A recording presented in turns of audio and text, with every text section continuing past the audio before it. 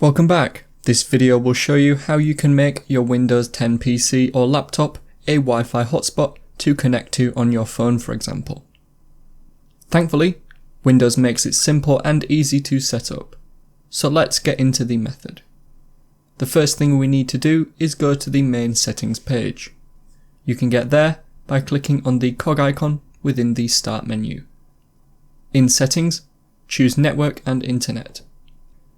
Now find and click on Mobile Hotspot from the options on the left. Make sure that you check that you are sharing the internet connection from the correct place in the drop-down box. However, it's likely that there will only be one option in there.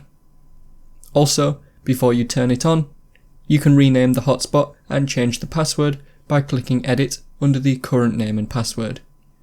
Change it to whatever you want and then click Save.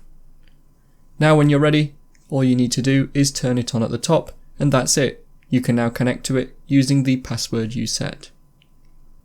If you have any questions or run into any problems, let me know. Also, click on the card now to watch a video of mine that will give you 10 easy things to do right now to speed up your Windows 10 PC.